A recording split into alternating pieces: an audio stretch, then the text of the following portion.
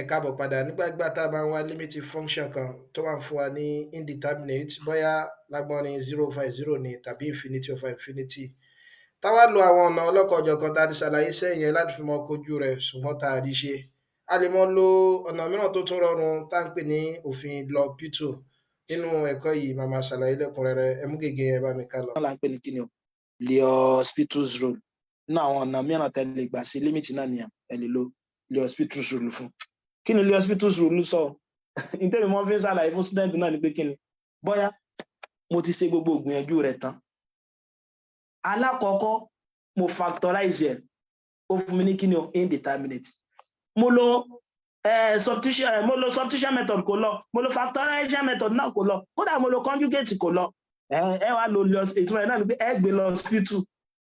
Lukgaf's rule tó ń sọ náà ni pé kíni o tí n bá ní indeterminate of the form 0/0 tàbí infinity over infinity. Kódà kan ní pé 0/0 náà indeterminate. Tí n bá sá ti ní àwọn indeterminate of this form tó ti ń bá wọn kí n mọ̀ dára mi láàmú.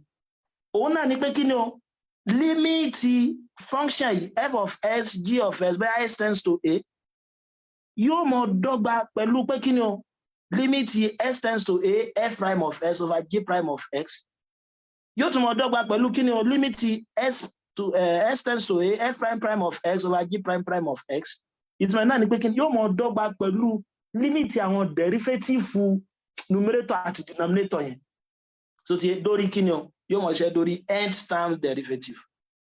Ẹ má wọrí tá bá débi derivative differentiation yóò tún yé wa dáadáa. So ti ma òun náà ni pé tí wọ́n bá fún mi ní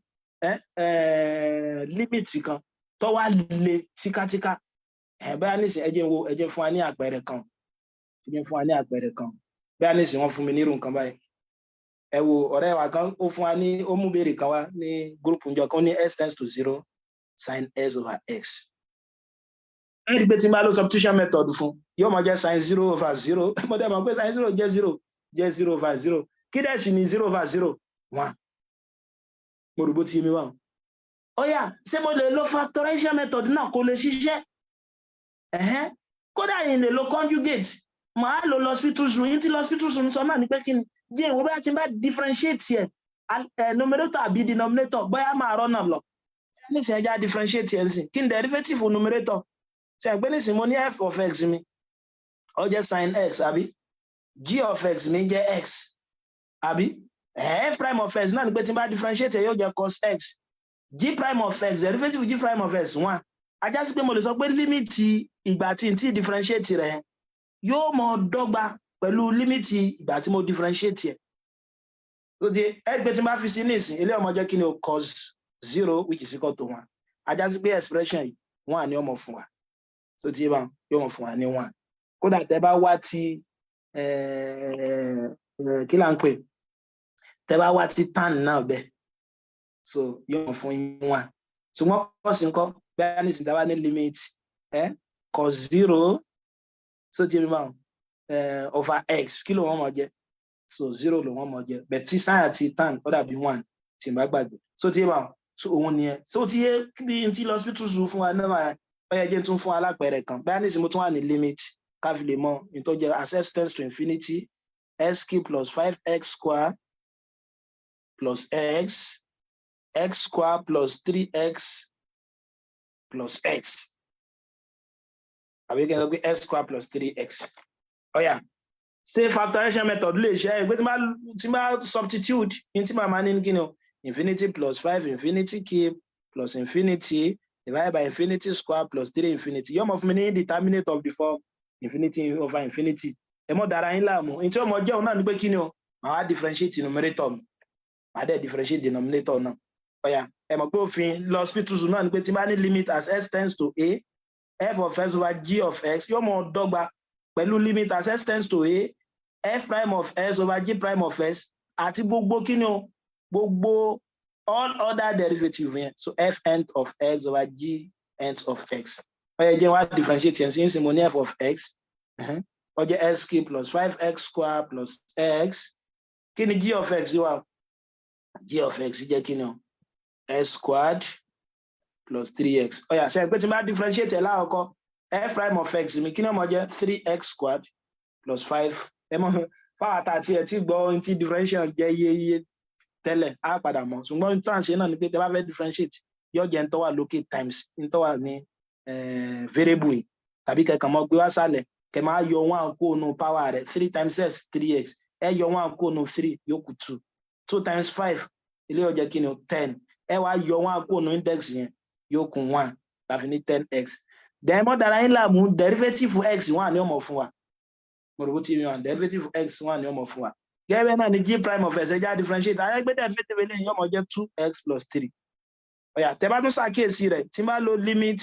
as s tends to kínú s tends to kínú fún wa so s tends to infinity ọ̀yà 3x square plus 10s plus 1 over what? Over what? Over 2s plus 3 ẹgbẹ́ tí bá tún fi infinity sí ṣe pé pẹ̀lú first order derivative ni yóò tún mọ̀ fún mi ní infinity over infinity ní tún wá tún differentiate ẹ̀ sí ṣe pé tí bá tún find the f prime prime of x nísìnyí yóò mọ̀ jẹ́ 6x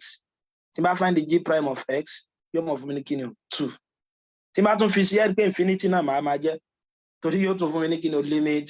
as s tends to infinity 6x over 2 so tí bá which is 3x and 3x tẹ́ bá dẹ̀ fi sí òun náà tún mọ̀ fún yín ní infinity ẹ̀ tún wá differentiate rẹ̀ sí ẹgbẹ́ tí bá differentiate ẹ̀ nísìn so derivative ẹ̀mọ́ infinity lélẹ̀ ọmọ jẹ́ infinity lélẹ̀ ọmọ jẹ́ so tí bá bẹ̀ ká pé wọ́n fún wa ní tó bá jẹ́ bí power kan náà mo fẹ́ kárí ní ká pé lè wá jẹ́ s cube ẹ rí pé mo ní f of x mi ní ìsìn f of x s cube plus 5x squared àbí plus x g of x mi dẹ̀ jẹ́ kí ni o a gbé s cube plus 3x àbí ká gbé lè jẹ́ 4 ọ̀yà ẹ pé tí n bá differentiate ẹ̀ láàkọ́kọ́ yóò mọ̀ fún mi ní 12x square plus 10x plus 1 tí n bá differentiate denominator náà yóò mọ̀ fún mi ní kí ni o 3x square plus 3 tí n bá tún rí differentiate eléyìí yóò mọ̀ jẹ́ kí ni o 24x ẹ pé bí mo ṣe ń differentiate ẹ̀ náà kò tí ì lọ tí n bá differentiate ẹlẹ́ẹ̀kejì náà yóò jẹ́ 9x ọ̀yà ìyẹn tún wá differentiate ẹlẹ́ẹ̀kan sí derivative eléyìí ọmọ jẹ́ 24 eléyìí ọmọ jẹ́ 9 ajá sí pé 24 over 9 ni answer yóò mọ̀ jẹ́ pẹ̀lú ògo Ọlọ́run bá torí àkókò ti lọ púpọ̀ a máa dúró sí bíbáyìí ní ìrọ̀lẹ́ tòní lágbó Ọlọ́run bá máa tẹ̀síwájú lọ́la á bẹ̀rẹ̀ differentiation kí la ṣe lónìí àṣàlàyé calculus o mo sọ fún wa pé tá bá ní calculus ó dà gẹ́gẹ́ bí Latin word ni o tó ń túmọ̀ sí kéèyàn mọ break nǹkan sí kékeré so ti yé bá wọn mo dẹ̀ sọ fún wa pé ní tó ṣe pàtàkì tá a mọ kọ́ ń bẹ̀ òun náà ni differentiation àti integration máa fi ṣàpèjúwe pé tá a bá ní function kan tó dàbí fóònù tẹ́mú lọ́wọ́ tàbí kọ́ọ̀pù tó wà lẹ́gbẹ̀ẹ́ yín kẹ̀kẹ́ mọ́lẹ̀ ìtẹ́sí yẹn ẹ ti differentiate function ènìyàn ọ̀nà gbà máa dá kọ́ọ̀pù yẹn padà sọ́níbi tó wà tẹ́lẹ̀ tàbí fóònù tó bàjẹ́ láti tún ṣe padà yẹn òun là ń pè ní integration a dẹ̀ ti mọ̀ pé ojú àpá kò lè jojú ara so ló jẹ́ pé náà àwọn òwe kan táwọn panu máàsì náà ni pé kí ni o tó o bá mọ̀ bó ṣe lè integrate padà àmọ́ differentiate o yàní pé tó o bá mọ̀ bó ṣe lè tún nǹkan ṣe tó bá jẹ́ wọ́n á ṣàlàyé limit fún wa mo ní kí n ṣe pé gbogbo ìgbà òun náà lọ yẹ pé a máa mọ tí àṣà kan jẹ́ ṣùgbọ́n tá a bá mọ tí àṣà kan jẹ́ wọn a lè mọ wá àǹsà yẹn pẹ̀lú pé a máa mọ tó súnmọ́ òun náà là ń pè ní limit mo á sọ pé mo ṣàlàyé limit ti infinity náà tó ti bá àwọn ọmọdé sọ àwọn ọ̀nà oríṣiríṣi tá a lè gbà ṣe limit bẹ́ẹ̀ bí direct substitution ni o tàbí factorization method tàbí conjugate tàbí hospital zone pẹ̀lú ògo Ọlọ́run bá máa dúró sí bíbáyìí á dẹ̀ mọ tẹ̀síwájú lọ́la ẹ ṣé pọ̀ tí ẹ darapọ̀ mọ́ wa so ó dìgbà.